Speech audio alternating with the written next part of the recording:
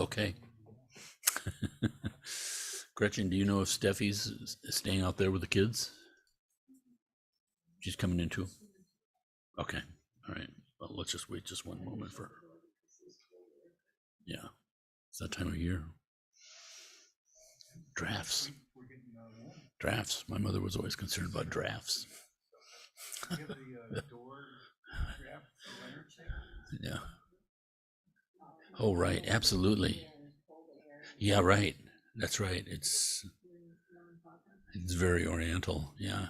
So we had this silent Yamataka retreat here out on the old retreat land, cramped conditions, but we had, a big Chinese contingent and then us Ingis. And you have all the windows sealed and it was hot. So there was this battle going on in silence where some people wanted the fan blowing right on them. And then, of course, the Chinese people, no, stop that fan, it's blowing on me. And I got assigned the job to somehow put this disagreement to rest by writing notes. It was a very interesting retreat. Very interesting retreat.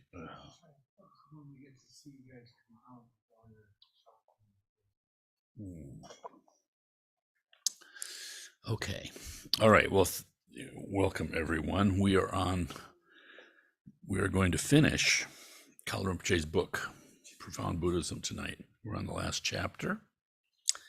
And this is on page 193. So be sure to be ready with questions, right? There'll be a test later. That's right.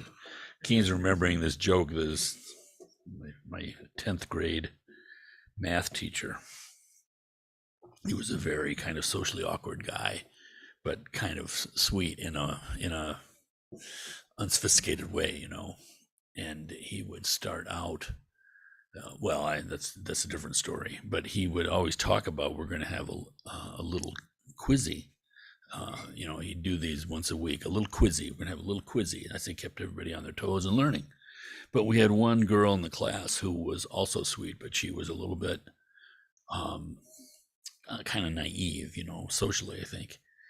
And so he announced that he was going to give a test. And she said, Mr. Erickson, I'm getting used to your little quizzies, but are we going to see one of your big testies? Now, how old are you when you're a sophomore? I can't remember. Is that like 15, 16? Absolute worst time that she could have done that for all the slimy boys in the class. Because that was just like funnier than Groucho Marx.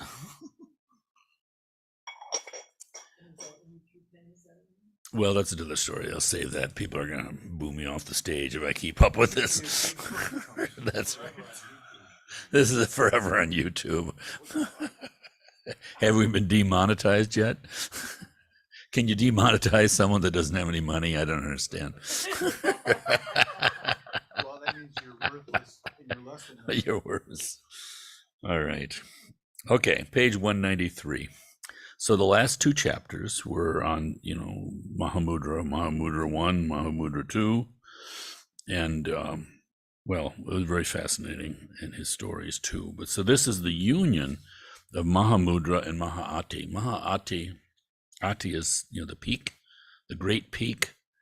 This is the Sanskrit term for Dzogchen. Dzogchen is in Tibetan language. Dzogchen. Chen is great. And it's translated, Dzogchen is translated either as the great perfection or the great completion. But Maha'ati is exactly the same. Exactly the same. So the union of Mahamudra and Maha'ati. Now again, in Tibetan Buddhism is divided, happily not in a sectarian way, but in terms of when the teachings, the particular texts that they're based on, the particular traditions, came from India. And it's divided into the old school and the new schools. The old school is Nyingma. It teaches Dzogchen. Its system is Dzogchen, and the Adi Buddha, like the primal Buddha, I don't know quite what the term would be correctly, is Kuntuzangpo, in Sanskrit, Samantabhadra. Now it gets a little confusing down in the weeds because there's Samantabhadra, the great Bodhisattva, but then there's Samantabhadra, this primal Buddha. So Kuntuzangpo. Lama Tarchin would say that Kuntuzangpo means pure from the beginninglessness. But again, I don't know Tibetan or Sanskrit. So that's the old school, Dzogchen. These are texts, the tradition that came to Tibet like in the 8th century, 700s, 800s, 900s. And then it wasn't until the 1100s, I believe, that the new schools started coming. So it's just a different realm of texts, but they're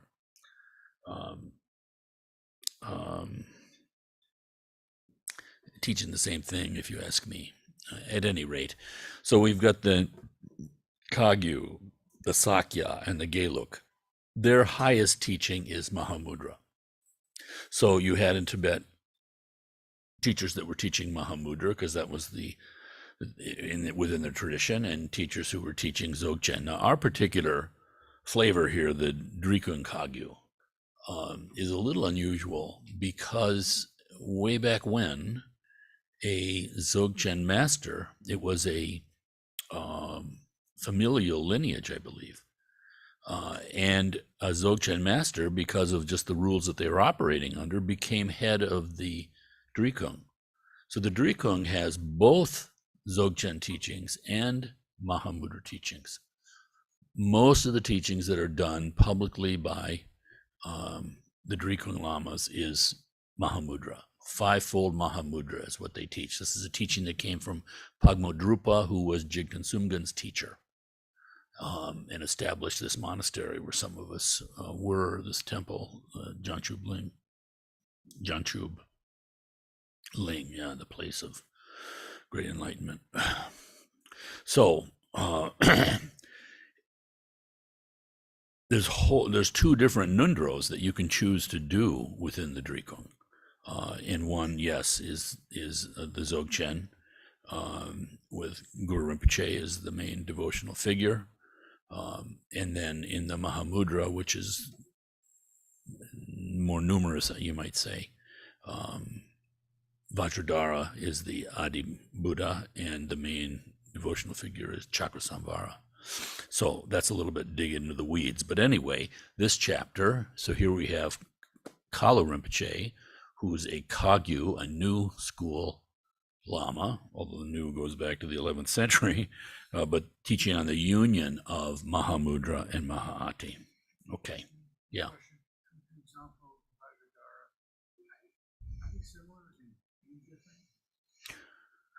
Well, they're both primordial Buddhas, but they're in a realm that those distinctions don't really work. So it's for us. Yeah, Gretchen.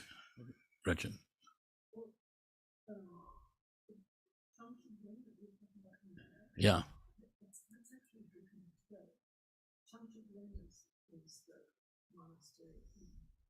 Oh, in India, recreated in India. Thank you. Yes. Yeah. So Pagmodrupa established Drikung Til, and Jigten Sumghen went there as his student. Yeah, they even had a little temple for Pagmodrupa still there. Anyway, yeah, so Keen's question is, sort of like, what's the difference? What's the similarity between Kuntuzangpo and Vajradhara? It becomes very kind of mythic and devotional. So, for instance, in the Dzogchen, Kuntuzangpo, is the primal Buddha, you might say, and he gave transmissions to Vajrasattva. So when we do Vajrasattva practice, Vajrasattva is on the Sambhogakaya level. He had the full transmission from Kuntuzangpo of Dzogchen.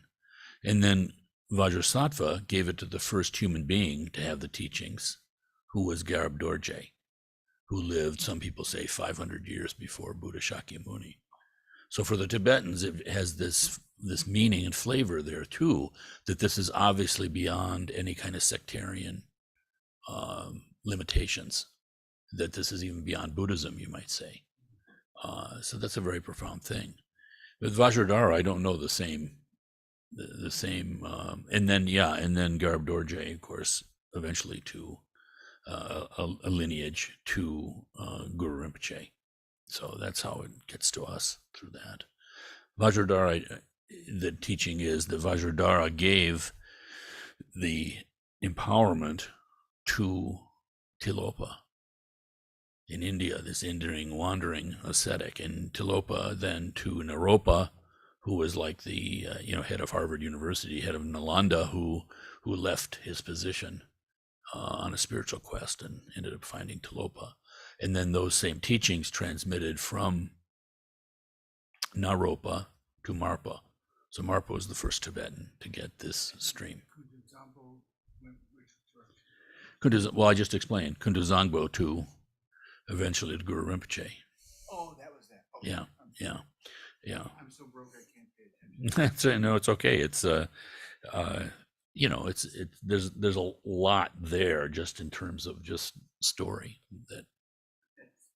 So to know the direction, so that you not the one way where Dzogchen. He's the source of the Dzogchen teachings. Right.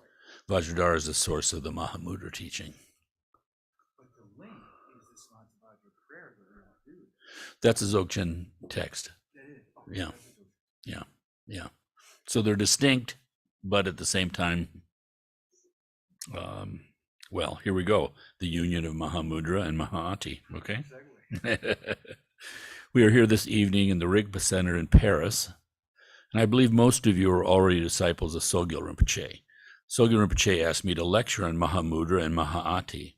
As we have little time, I will discuss them briefly, simply to establish a connection. And first, he's talking about the unity of lineages. Sogyal Rinpoche has received the teachings of both the old and the new traditions in Tibet. And there's a footnote. This is what I was talking about. The old tradition, beginning with the Nyingmapa school, corresponds to the first introduction of Tantric Buddhism to Tibet at the time of King Trisong Ditsun, 8th century. And the new tradition corresponds to the second introduction of Tantric Buddhism to Tibet after the reign of terror and destruction imposed by King Langdharma. It gathers the Kagyu, Sakya, and Gelugpa lineages. Okay. All right. Sogyal Rinpoche has received the teachings of both the old and the new traditions in Tibet. So in Sogyal Rinpoche are gathered the 8 lineages of Tibet. Footnote on the 8 lineages. There are Nyingma, Kadam, Sakya, Marpa Kagyu, Shangpa Kagyu, Shije and Chud, Jodrak, and Dorje Nyendrup.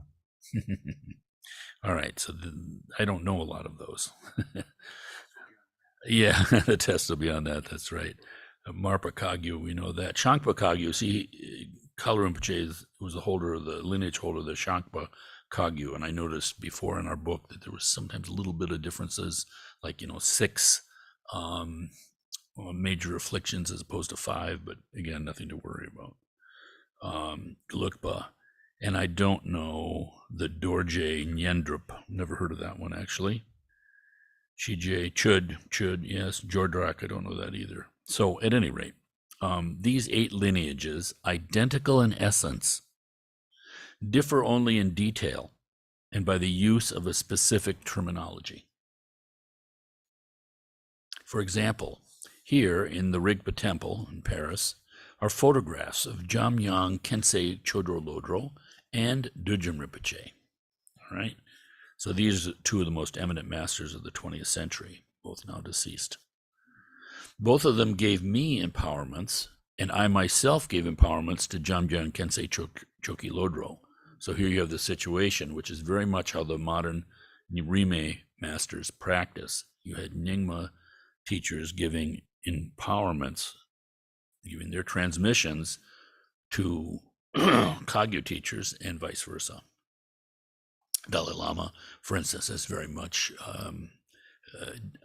continued this kind of sharing. We have established a two-way relationship, master to disciple and disciple to master. From an external point of view, Jamyang Khyentse can be considered a Shakya Lama, and Dudjom Rinpoche a Nyingma Lama, but in reality, they both incarnate the 8 great lineages of Tibet. In the Gelugpa tradition, the 2 best-known lamas are the Dalai Lama and Panchen Rinpoche. This evening, we have with us Dagyab Rinpoche, one of the main disciples who represents their tradition. Concerning Sogyal Rinpoche, our families have had very close links for many generations. This relationship still exists today, and we also have a relationship of master to disciple. All right. In Tibet, the Nyingmapa tradition, the old tradition, appeared with King Trisong Detsen, the great master Padmasambhava, and the Khenpo Bodhisattva Shantarakshita. Going back to those called the King and the 25 Disciples, this tradition carries teachings that contains the words of the Buddha and the termas, those are the hidden teachings of Padmasambhava. Later in the time of the translator Rinchen Zangpo and the great Pandit Palden Atisha, the tradition qualified as new in comparison to the old one made its appearance. So this great Pandit Palden Atisha in our white Tara practice, that verse that we repeat at the end in Tibetan, the prayer to Tara, that was composed by Atisha. So Atisha is this great Lama from India who went to Indonesia to take refuge with a Lama there, then came back to India and eventually went up to Tibet and brought this whole tradition with him. In the Nyingmapa tradition, the ultimate teaching has been called Mahaati, in Tibetan Dzogpa Chenpo or Dzogchen, while in the new tradition it is called Mahamudra, Tibetan Chagya Chenpo or Chagchen. In essence, Mahaati and Mahamudra are one only, like 2 names that can be given for the same person. So first, Mahamudra, meaning of the word. One can define the word Mahamudra from its Tibetan designation, Chagya Chenpo, and examine its different syllables. Cha refers to wisdom, that which knows profound emptiness.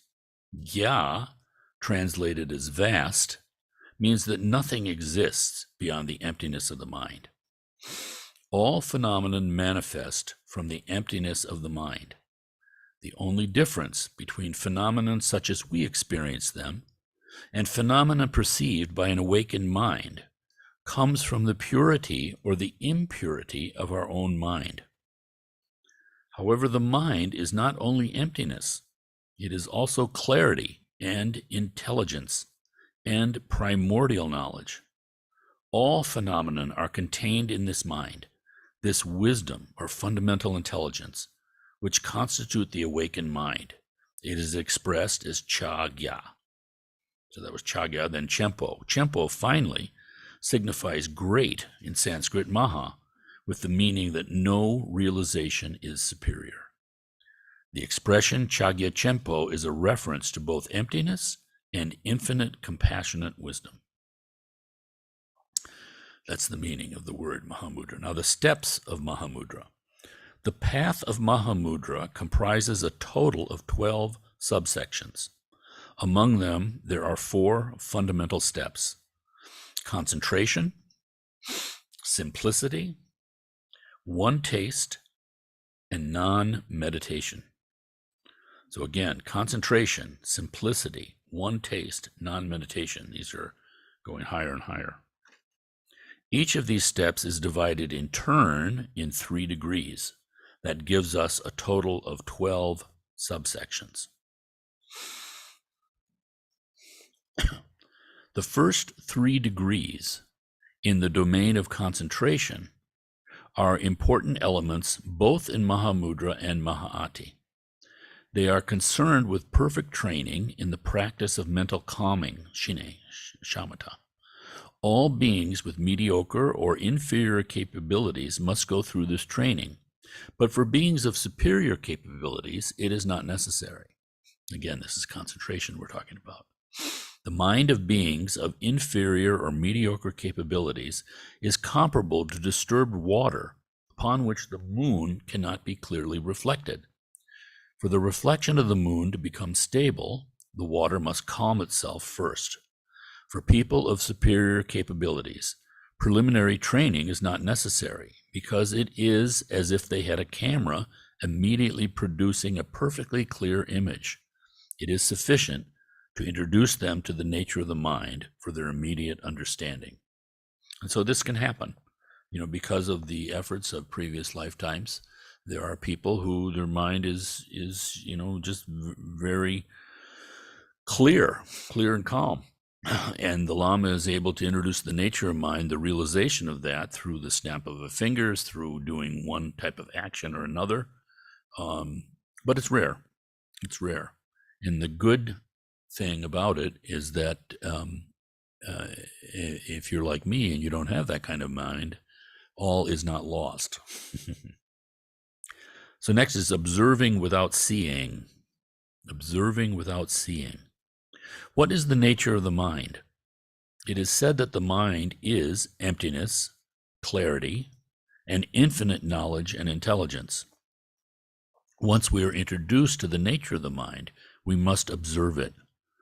Nevertheless, the mind is not an object that the mind itself can observe. Therefore, there is nothing to see. If one does not observe the mind, one cannot see it either. Consequently, one may say, how wonderful! The mind is something that must be seen and that cannot be seen. What is the meaning of observing without seeing? Gampopa, again, the greatest student of Milarepa in our lineage, Gampopa said, the mind without artificial creation is happiness. Water without pollution is pure.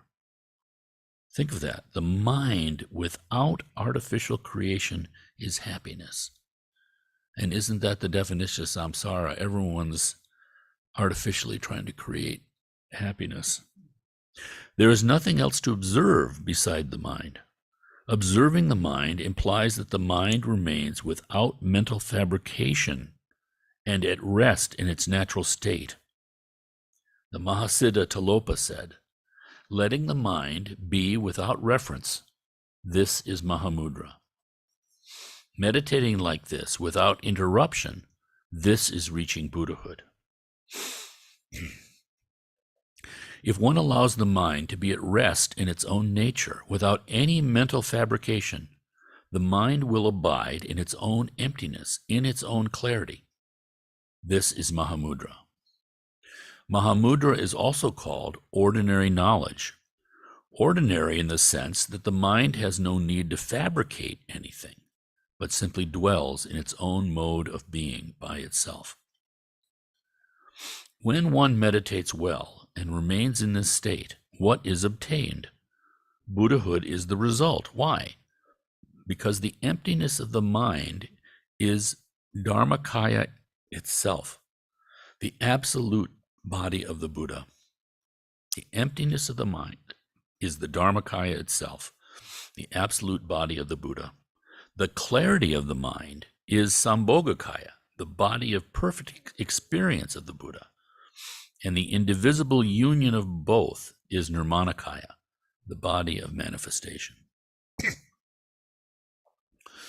Now, still in Mahamudra, talking about accumulation, purification, and devotion. For a person of superior capabilities, the possibility of being truly introduced to the mode of being of the mind is founded on an accumulation of merit and purification already accomplished in the past. People with inferior or mediocre capabilities must, first of all, undergo accumulation of merit and purification. Most of all, great devotion to the Lama is needed. The Kagyupa Lamas of the past often said that to attain ultimate, inherent, and primordial wisdom, there is no other way than purification and accumulation of merit, and again, devotion to the Lama. So these are our teachings, that the ways to enlightenment are purification, accumulation of merit, and the direct devotion to the Lama, those three.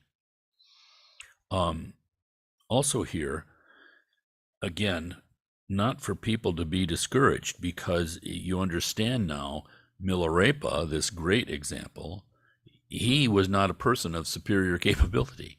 He had to go through all, that's why Marpa put him through all that purification and the accumulation of merit, building those towers and then tearing them down for no reason.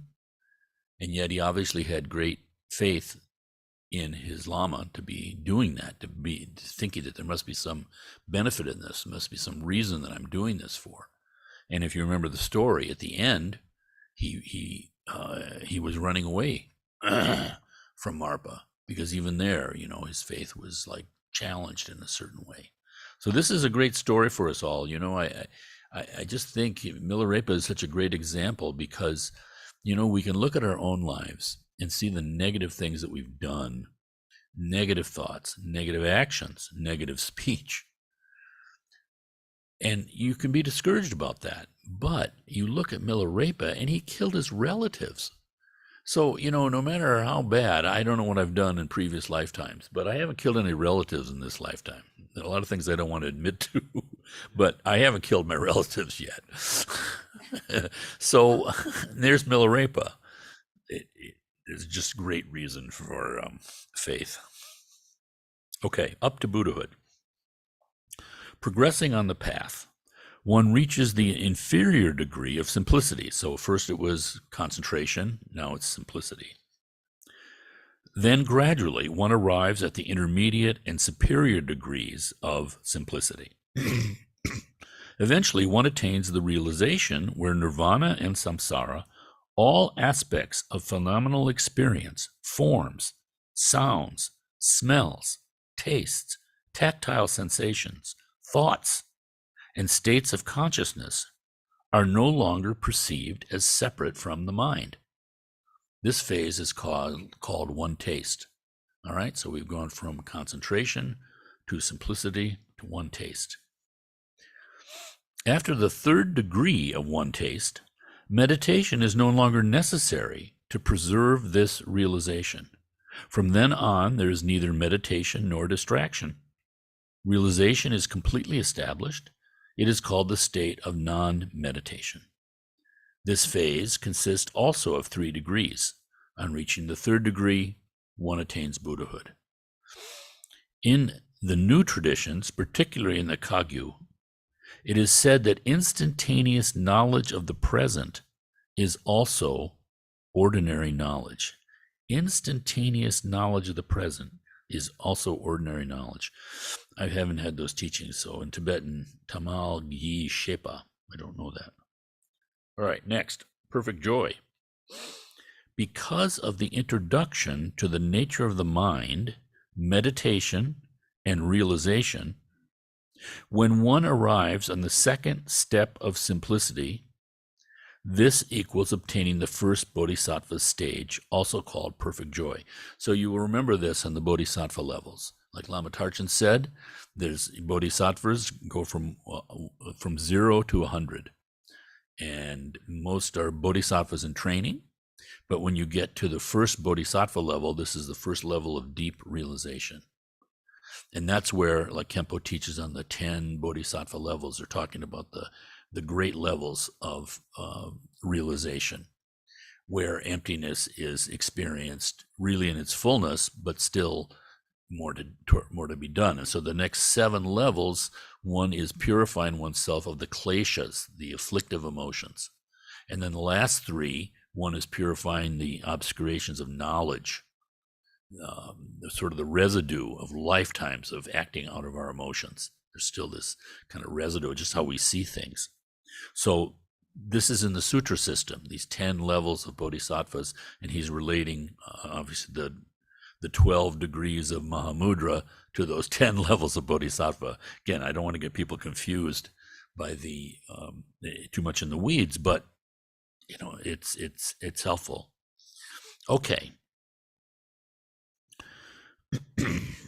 When one arrives on the second step of simplicity, so we have concentration, simplicity, one taste, non-meditation, right? So this is the second step of simplicity. This equals obtaining the first bodhisattva stage, called perfect joy. This name expresses the fact that as long as one has not recognized the true nature of mind, one is not aware of the illusory nature of its projections, and is therefore subject to all kinds of suffering and difficulty, because it all seems real. To realize the true nature of the mind, which is produced at this first stage, is like pouring cold water into boiling water. Instantly, the water ceases to boil. Because of this realization, the mind knows immediately great peace and happiness. This is why it's called perfect joy. All right. So that's his discussion of Mahamudra. And now Mahaati. And you'll see there's like a different technology, you might say, with Dzogchen as opposed to Mahamudra. But like he says, it's giving two names to the one thing. All right, so Mahaati, it just does things in a different way. It's like it approaches it with a different way, different kind of mythology, you might say, or a different technique or technology. But of course, it's not. It's all working with the mind. But nonetheless, Mahaati, an absolute certainty. In the Nyingma tradition, one uses a special expression to describe the introduction of a disciple to the knowledge of the true nature of the mind. It is said, direct introduction of the face of Rigpa in itself. Rigpa means awakened intelligence. By this process, once the true face of the mind has been discovered, one develops an absolute certainty. Even if the Buddha in person were to come and tell someone, this is not a good way to meditate, one would reply, I know this is the good way to do it. In the practice of the Mahaati, this conviction is called the direct and complete decision in certainty. As soon as this foundation is established, practice of meditation becomes increasingly deeper, so that quickly, from one instant to another, steps are taken on the path towards Buddhahood and one attains awakening. In Mahamudra, there are the three steps: simplicity, one taste, and non-meditation. In Mahaati, one meets three equivalent phases. First is the direct introduction of the face of Rigpa in itself. Second is the direct and complete decision in certainty. And third, the direct confidence in liberating arising thoughts. So let's read that again. So again, in Mahamudra, remember we had concentration. You had to establish the concentration, and then there were three steps: simplicity, one taste, non-meditation. In Dzogchen or Mahaati, one meets three equivalent phases. So simplicity is paired with the direct introduction of the face of Rigpa in itself. Direct recognition, that's what it is. And the second, in Mahamudra, is one taste. And in Dzogchen, the direct and complete decision in certainty. So out of this introduction, this realization of the nature of the mind, then there's this, complete decision and certainty. It's like there's no doubt anymore through one's experience. And then finally, non-meditation, in Dzogchen, the direct confidence in liberating arising thoughts. So there's no wobbling at all anymore. All right. In the Kagyu tradition, the foundation is included in Mahamudra. In the Nyingma tradition, the foundation is called Trekcho, cutting through. Mahamudra as foundation and Trekcho are comparable to a great plane that can rapidly fly through space. One can reach Buddhahood with the speed of an airplane, but a rocket is even speedier. In the Kagyu tradition, the rocket corresponds to the 6 dharmas of Naropa, also called the 6 yogas of Naropa, to the 6 dharmas of Niguma, and the 6 dharmas of Sukhasiddhi. So these are from the different traditions, different new traditions, the Sakya, the Kagyu, and the Geluk.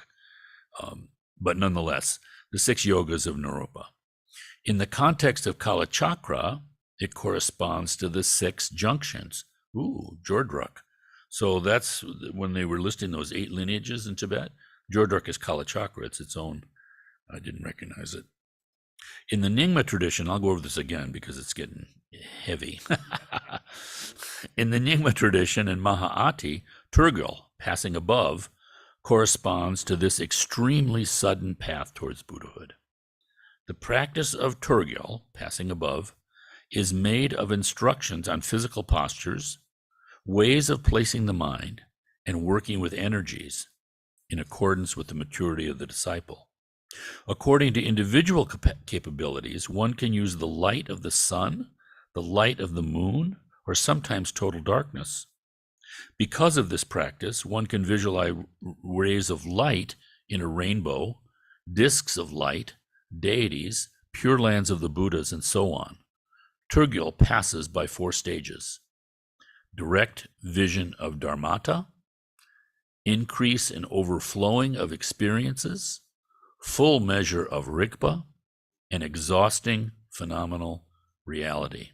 So again, that's all very heavy. They're throwing a lot of terms at us here, but you're getting the sense already because we just had his discussion of Mahamudra, and now with Dzogchen, it's like different terms, different, it's like what's going on here. But again, the emphasis is on this direct introduction of the disciple's mind to the nature of the mind. We might have to come back, or we can do questions too. But anyway, rainbow body. If one reaches this last stage, that is exhausting phenomenal reality, by the complete purification of energies and elements of the body, one obtains the rainbow body. When one leaves his or her body, nothing material is left behind. Some people may think that the rainbow body can be obtained by practice of Mahaati, but not by the way of Mahamudra. This is an error, because you do hear this. In the life of Milarepa, it is said that 7 of his closest disciples, 4 women and 3 men, obtained the rainbow body. That's very interesting because you do hear this, with these different traditions, they're all made up of people. And people naturally sort of cling to their own. And, there can be, happily, the Tibetans don't seem to have a big problem with this, but, there can be that kind of thing. So you would hear from most usually from like Western students who come across this. And I'm practicing Dzogchen, and we bring our sectarian minds with us. We can't deny where we're coming from. So you hear that kind of thing. Rainbow body is only Dzogchen. So this is really interesting that Kalu Rinpoche pointed this out. Yeah, 7 of Milarepa who practiced Mahamudra. 7 of his closest disciples, 4 women and 3 men, obtained the rainbow body. Okay, now the Lama's kindness. In the different traditions of Mahamudra and Mahaati, there are many masters of extraordinary qualities. Connection with a master depends on karmic links established in the past. When we follow a teacher, we should consider that this teacher shows us a kindness even greater than that of all the Buddhas together, because this teacher introduces us directly to the true nature of our mind. Whether the lamas who teach us are Buddhas or ordinary beings has no importance if they give correct and faultless teaching, allowing us to make progress towards realization. We must look upon their qualities as those of the Buddhas, and we must show them the same gratitude that we would have for the Buddhas. Yeah, it says, I think it's a Hindu teaching, but nonetheless, it works for us too. You go to the ocean, and if you have a thimble, you get a thimble full of water. If you have a big bucket, you get a bucket of water. If you have some sort of tank, you get a tank full of water. There's no point in complaining about the stinginess of the ocean. It's completely up to the disciple to open his or her heart. And so there too, this is what's amazing is if you consider a teacher as, you consider the Lama as someone who's a little bit further down the path than you, well, you get those kinds of benefits. If you consider the teacher as a Buddha, you get the blessings of a Buddha. Because again, it's our mind that's doing this. All of this is skillful. This is where the Vajrayana differs from, other Buddhist traditions, because all the Buddhist world has this teaching on coming to enlightenment through what? Purification and the accumulation of merit. So when we're meditating, for instance, the difficulties that we come up, the distractions, and not giving into that's purification. But the benefit that we're doing with this great motivation, that is the accumulation of merit. Of course, it's also in our outer life too, but nonetheless, that's it. But in addition to those methods of realization that everyone agrees on, the Vajrayana also says that direct blessings from the Lama is also a way of attaining realization. And so that's why it's so important. If you can consider the Lama as a Buddha, you get those benefits. And of course, this is the practice of pure vision, and it is not easy, because you can do that maybe, or conceptually you can consider it. But of course, in our daily habits, we don't have that kind of habit. So this is why it's practice. But no progress without devotion. Even if a great number of Buddhas are in front of us, they would be unable to help us if we have no devotion. It is said, "What will be the green shoot of a seed roasted by fire?" When one puts a seed in the fire and tries to plant it, nothing will grow. If we have neither trust nor devotion, progress will not be possible. The Tantras teach us, if you consider your Lama as a Buddha, here we go, you will receive the blessings of a Buddha. If you consider your Lama as a Bodhisattva, you will receive the blessings of a Bodhisattva. If you consider your Lama simply as a good member of the Sangha, you will receive the blessings of a good member of the Sangha. If you have no faith in the Lama, you will receive no blessings.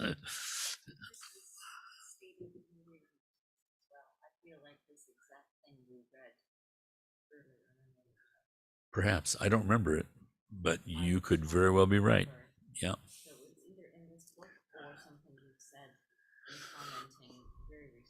Oh, well, it is a fundamental thing. And, and yet what's so interesting to me about it, because it's not blind faith.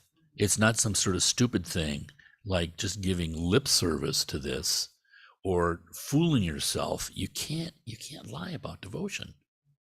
And yet we have the practice of, even in a conceptual way, of having that. It's so beneficial because that's the path. You see something, and then when the difficulties come up or the doubts or whatever, that's all right. That's not the problem. The problem is giving full credence to those things, acting out of it. Now, practicing. Because of connections established in the past, we now have met with a Lama. Some of you have a Lama who teaches Mahāti, others a Lama who teaches Mahamudra. It makes no difference. What is truly important is to practice. Through the instructions you received, you have acquired all that is necessary for the practice.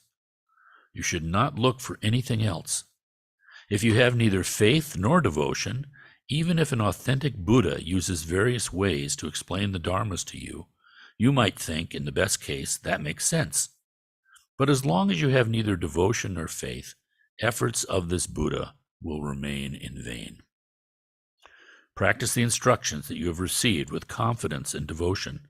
This is Mahamudra, and this is Mahāti. If you do not practice, you will end up like those Westerners who have passed many exams, obtained a quantity of degrees, but are nevertheless unable to find a job, and therefore live in great poverty. I think Kalu Rinpoche had some experience with the West.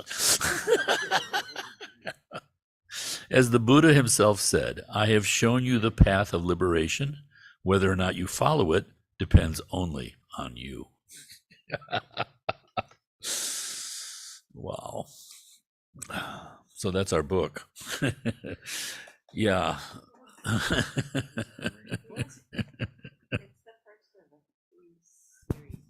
Yeah. I think there's more in secret It Buddhism. becomes more and more hermetic. Yeah, yeah. Maybe. Excellent Buddhism. Yeah. And then secret Buddhism reveals the essences, the Vajrayana, mantras, empowerment, 6 yogas in Aropa, Chud, Pure Land, and the 6 bardos, and also some discussion of Tibetan medicine. Oh, how about that? I'll find that. We were talking about Tibetan medicine on the drive over here today. Thinking that we got to invite Dr. Konchog up here again. Oh, please. Yeah. Yeah, he was wonderful. And then we sort of got hit with COVID, so nothing was happening like that. So we'll do that again. Yeah. Yeah. Yeah.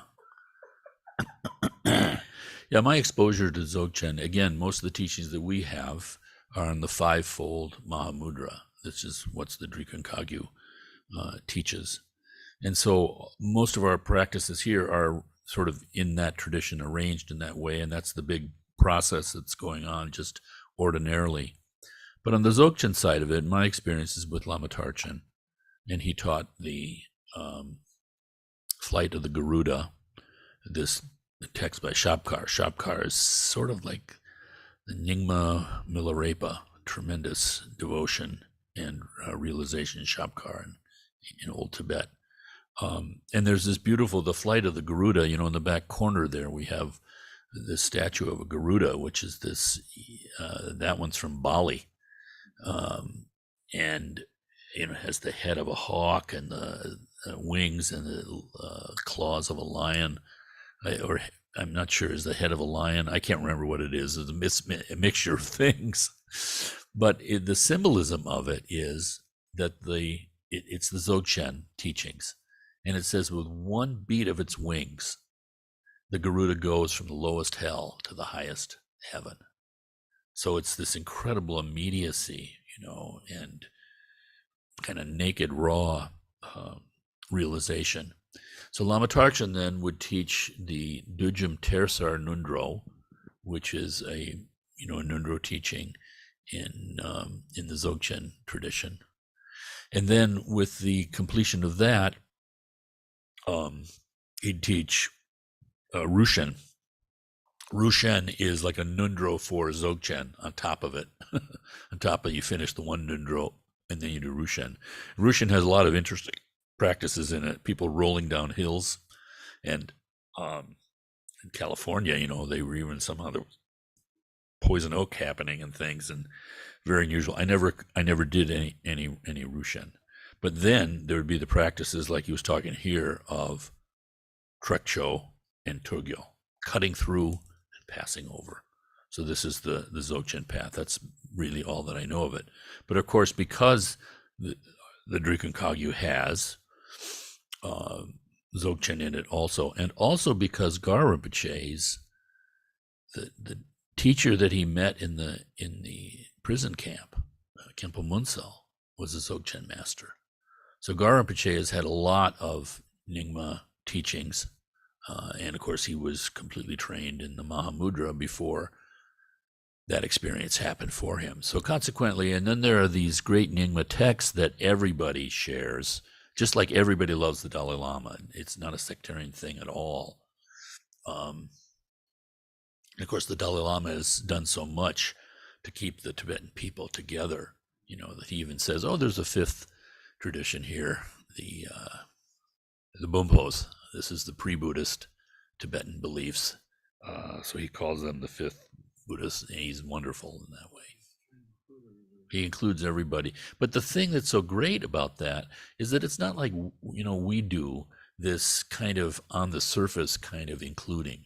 You know what I mean? I've been, yeah, kind of. It just doesn't go very deep. I've been in a lot of not unfortunate, but, just communal meetings, that community-wide meetings that are nice. I mean, it's good that people are not hating each other, but it doesn't go so deep. Whereas with the Dalai Lama, this is like Kalu Rinpoche was saying tonight. It's the same essence. He looks at the differences and sees the same thing that they're doing. And with the vastness of the teachings that we've had, you see how that works. It just has to do with the mind of the practitioner. And so there's just this whole body of teachings for whatever level you're on, so to speak. And it's not that one is better than the other. It's not that at all.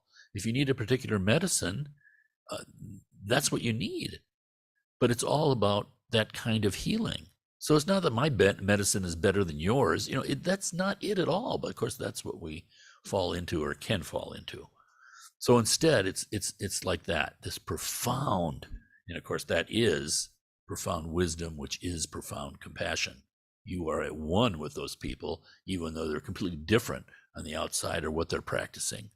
And instead of those things becoming a reason to hate somebody, it's just wonderful. It's just really, really wonderful. So we have all of those. So when, that's why we do the prayer of Kuntu Zangpo here. It's one of the great Nyingma termas. Our Vajrakalaya is a Nyingma text. Yamantaka is a Nyingma text also. But again, there's just no conflict. And Rinpoche especially is so wonderful in that regard because it's just completely, you see from his book, in the Vajrakalaya book, these incredible teachings coming out in word form that we can relate to. But at the same time, there's nothing conceptual about him. It's just amazing. It's just, flowing forth. So these questions don't even come up. And therefore, when you practice with someone like that, it doesn't come up for you either. Or if it does come up, it's easily purified. Okay. Well, thank you for bearing with it, because this gets a little heavy for sure with all this technical terminology. Thank you for introducing us to this book. Yeah, Kalu Rinpoche was a great one. And it's like you said, anyone who's teaching, the Lama doesn't even have to be a full Buddha in some sort of objective sense, whatever that means. But if they're teaching correctly, this is the greatness of the Dharma. Because, we've tried to do here, what do? You want to offer these to people, you feel motivated to do that. And at the same time, anyone practicing, especially when you come up with these great lamas, you instantly, it's like you read anything that the Dalai Lama has written. You just say, could I write that? No. And so it's very humbling in that sense. But we can rely on the Dharma. That's the thing. And as long as that is a teaching process, as long as that is a purification practice, accumulation of merit, sharing in this way, and this self-analysis and criticism and just this process that's going on, the greatness of the Dharma is that it allows you not to have to promote yourself as sort of the thing. And that makes it all easy. Because here, for instance, our center, it's very easy, because if someone has some sort of things happen, personality problems, disagreements, whatever, we're always in the situation of saying, well, this is a vast lineage. Go to Boston, talk to Lama Sonam. Go to Chicago and see Rinchen Dorje. Go down to Florida. Go down to Fredericks. Is it Frederick, Maryland? Where it is? Yeah. If you want, go to India and see the Drikan Chapkan. Go to Arizona and talk to Rinpoche. There are other people. You're not in some sort of a box that becomes a pressure cooker. And that's, I think, very healthy. Just very healthy. Oh, but enough about that. Yeah, Rachel. I had sort of a technical question. Yeah. Page 199 toward the very bottom, where it's talking about the practice of Tolgal. Yeah. It's made of instructions on physical postures. Yeah. And this is part of the Nyingma tradition. I'm wondering, is this Kumye? Yeah, good question. I don't know. It could be, they could have taken that from it, or there may be other more advanced postures that I don't know about. I just simply don't know. Yeah, interesting. I hadn't thought about that ever. Yeah, we can find out. Yeah, Kempo might know, just because they know all these things. Yeah, I had forgotten about Kumye altogether. Remarkable.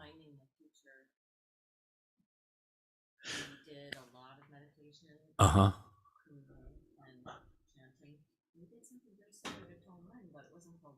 Uh-huh. You know, it very well could be, because the thing about Dzogchen and what I think is great in this little confusing kind of dense paragraphs that we read here is the skillfulness of it. I mean, the number of techniques and things that people don't think about, because usually when people come, a lot of Americans, you know, they read about Dzogchen and they like that because they think they don't have to do anything. And then here's Lama Tarchin and people rolling down hills. Like, what? And positions, what do you mean? You know, hold my breath, this, you know, all of that stuff. But it's all there. It's very, very elaborate and extensive. It's like a Tibetan yoga, right? Hatha yoga. That's how it's translated into English. It's called like an ancient Tibetan yoga, and it's most of it is seated, but it's used to release energy and help you be able to sit. Yeah. And you often do it with primordial sounds. Uh-huh. And then silence. Yeah, I think it must be. For instance, Namkhai Norbu, who's this Nyingma Lama who lives in Italy. When we did Vajrakalaya with Gar Rinpoche and 400 Russians in Moscow, outside of Moscow, it was at one of Namkhai Norbu's place. It was an old, the Soviets had kind of like the Hitler Youth. They had the pioneers. It was indoctrinating their kids. This was an old pioneer camp.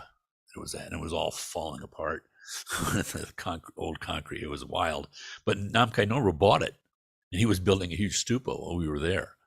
But one of his practices he does is the Vajra dance. And there he has a big, kind of like in a big room, and they've got like diagrams on the floor. I mean, concentric circles and things. And they do this big dance, and it's a Dzogchen practice. So again, what I love about it is it kind of destroys right out of the box our conceptions about Dzogchen. You're talking about a non-conceptual teaching, and yet we want to bring concepts to the to the bar, because I don't want to be bothered to actually transform myself. And in this same way, this wrong understanding of Dzogchen, Lama Khenpo Sherab Odzer, he would say, because teaching on bodhicitta, and he was saying how Dzogchen's very easy. You just open your mouth and you stare up at the sky. He said, bodhicitta is very hard.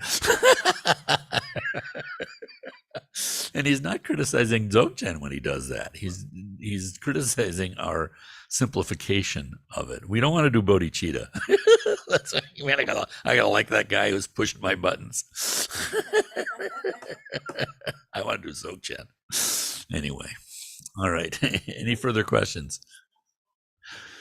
Yeah, I keep forgetting the name of it, but I thought it'd be good to do the actual life of the Buddha. It's a shorter book, and I think it's just called The Buddha by Michael. Anyone remember? Michael Carithers. So we'll send out the notifications on it, and it's the life of the Buddha and the teachings. Very fundamental kind of ones. But I just find the life of the Buddha. I wish someone would make a really good movie about it. Because it's such a tremendous story and how people relate and learn. Okay, Rogo. Yeah, not sure. Okay, you're good. Yeah. Everyone's always talking about the space between thoughts and how fun it is to remain in that non-conceptual, awareness, the primal awareness that is that space between thoughts. But obviously anyone who's a thinking mind doesn't remain in there. So, so even if you're there, your conceptual mind, right, has no idea how long that was. and even if you're trying to be there, that's a thought. Right, of course. And then there's all the the Gangaji kind of stuff. You are that, which no one seems to be able to do, of course. No, I'm kidding. No, they seem to be able to. Anyway, so the attachment to the I, which is of course a thought. Yeah. And then you have the space between thoughts. And Frank, can you just go off on that a little bit? It's like you're going down a mountainside on your skis, right? Okay. You would relate to this as a skier. Oh yeah, thank right? you. Yeah. All right. Yeah, for sure. And somehow you made a mistake and you went down the expert slope. I'm talking about expert in Minnesota, not expert in Colorado where you die. Expert in Minnesota. They ski on the riverbanks, you know. And no. I just mean that it's, you know, it's not like a mountain. It's not the Rockies. But nonetheless, they divide it into beginners, intermediate, and expert slopes.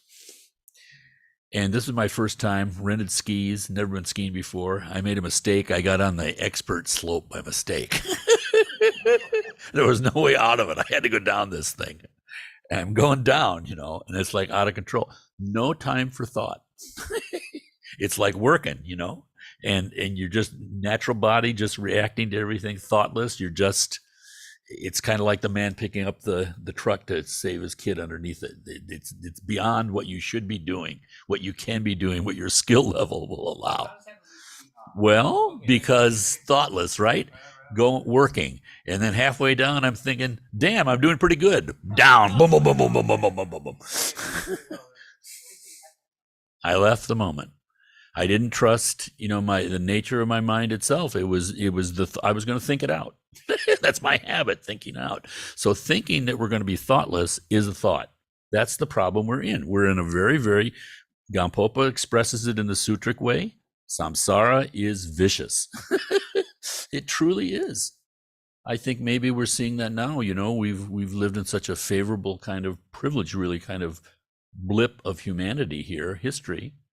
But, you know, the normal state of humanity is pretty rough and pretty dissatisfactory, and people fighting, and you can't. So this is the greatness of the Dharma, that it shows us out of that way. But my point is here too, is that why did Lama Tarchin have people rolling down hills? You know, because if you're sitting around thinking about Dzogchen, you're not going to get there. I'm not speaking about you. I'm just saying, no. But this is the great skillfulness of the Dharma. We don't have to try to make it work. This has all come out of Buddha's realization. And so this works. Just do this. But, you know, the mind aspect is bodhicitta, making it that we're not doing it in these limited ways. And the vastness of bodhicitta, even just the idea of it, saving all beings, my goodness. So that vastness means that you're more in touch with your actual nature, which is vast. It's empty. You can't put a limit on it. Dharmakaya. So it's just so beyond skillful. It's not going to be analyzed by a skillfulness person to advise. Instead, you have these lamas, and it's just, and not just lamas, you know. So we're very fortunate. Yeah. Isn't there a teaching about creating gaps or focusing on gaps? Well, Rinpoche has said, yeah, you just abide in the gap between the thoughts. That's you just awareness, like it said here. It's non-meditation. There isn't an object of meditation. It's objectless meditation, but meditation means some sort of an object. You're meditating on something, but no, that's not there. And a person can do that. A person can do that from the beginning. You don't need visualizations. You don't need anything. But it's a very high state. Yeah.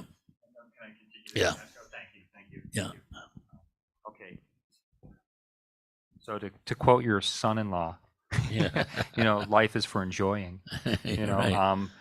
how do, you know? So it seems like remaining in the gap isn't really what we're supposed to be doing. It seems like we're supposed to be here and trying to help other people, and that's where our joy comes from. And it's supposed to be living. It seems like living is really important, you know, especially, and it's again, you were talking about being externalized, being, you know, not thinking about yourself, you know, you're not supposed to be, you can't think in it, but being in the flow, as they call it now, so that kind of thing, the flow state, but to enjoy life. I mean, so remaining in the gap, is that just for stress relief? I mean, you know, so the gap is blissful. Yeah. Look, this is the difference between the Buddha and the teachers of his time.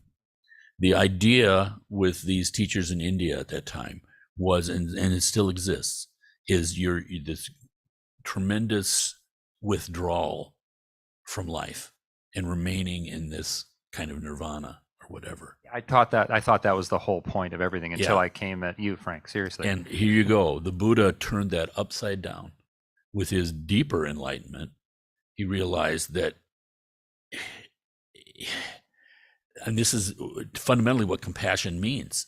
This is seeing the actual nature of appearances, not just so you can reach states where you see the illusory nature of the self, right? And people can remain in that. But he went further and he said all of this is empty. And yet the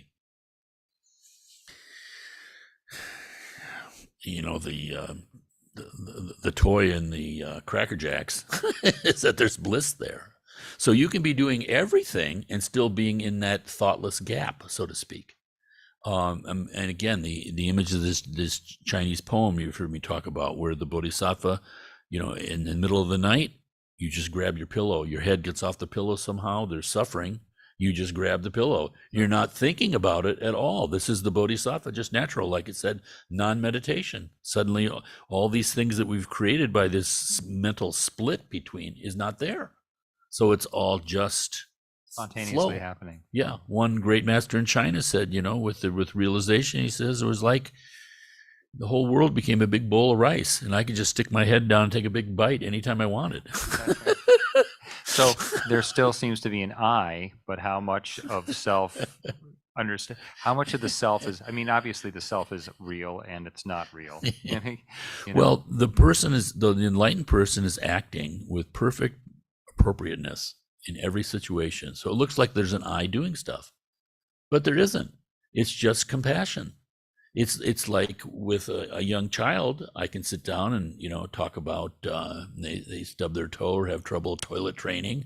I can be talking about relativity and how cool I think T.S. Eliot is, but that's not compassion. That's just Frank doing his thing.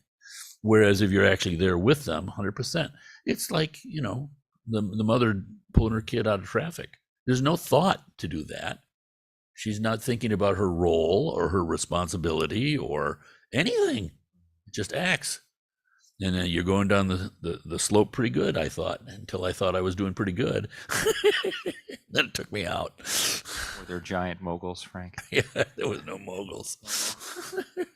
This is Minnesota. We ain't got moguls. Just a large incline. Which is maybe a cornfield somewhere. Oh, all right. Oh, thank you, Frank. Okay. We dedicate the completion of this book to all motherly sentient beings. May it further and deepen our understanding, and may we come to realize the great truth inherent in our own mind and never forget the sentient beings. Swaha. Okay. Thank you all. Greek. Thank you. Mm.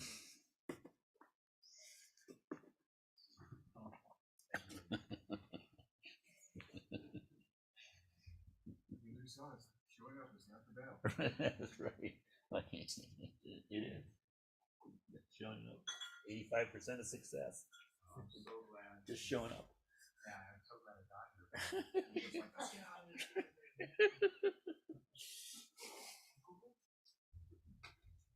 But also in such a way, the way that, the Dharma simplifies. I mean, it is a path. It's like a clear light. That's what they say. It illuminates.